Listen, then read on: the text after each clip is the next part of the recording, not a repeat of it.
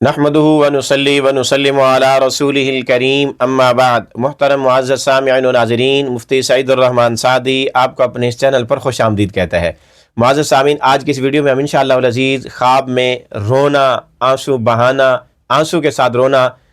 یا کسی بغیر آنسو کے رونا، اس دیکھنے کی تعبیریں بیان کریں گے کہ اگر کوئی خواب میں اپنے آپ کو روتے دیکھے، کسی اور کو روتے دیکھے، یا خوشی سے روتے دیکھے، یا غم کی وجہ سے روتے دیکھے، نقصان کی وجہ سے روتے دیکھے، اللہ کے عذاب، ڈر، خوف کی وجہ سے روتے دیکھے، آنسو کے ساتھ روتے دیکھے، بغیر آنسو کے روتے دیکھے، خون کے آنسو روتے دیکھے، یا کسی طرح سے بھی، تو اس کی کیا کیا تعبیر ہو سکتی ہے۔ معزز سامعین، آپ ہمارے اس ویڈیو کو مکمل آخر تک دیکھیں،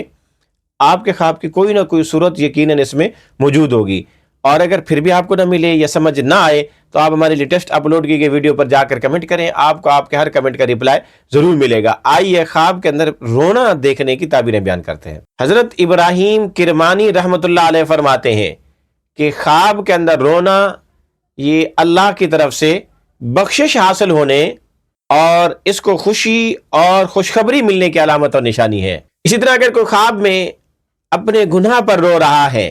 یا کسی دینی علمی محفل میں، روحانی محفل میں، قرآن کی محفل میں اللہ کے ذکر اور تذکرے کو سن کر رو رہا ہے،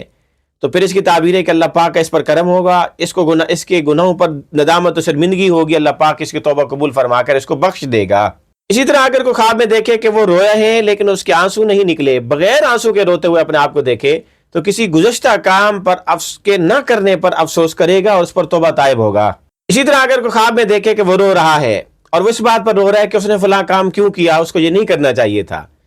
اور اس پر وہ شرمندہ ہے، تو اس کی تعبیر ہے کہ خواب دیکھنے والے کو خوشی ملے گی، راحت اور سکون ملے گا۔ شادی شدہ نہیں ہے تو شادی ہوگی۔ اسی طرح اگر کوئی خواب میں دیکھے کہ وہ رویا ہے اور رونے کے بعد ہنسا بھی ہے، تو پھر اس کی تعبیر ہے ان قریب یہ وفات پا جائے گا۔ اسی طرح خواب کے اندر رونا لمبی عمر پانے کی علامت اور نشانی بھی ہو سکتی ہے، اور اللہ کا ذکر کرتے کرتے رونا توحید خالص ہونے،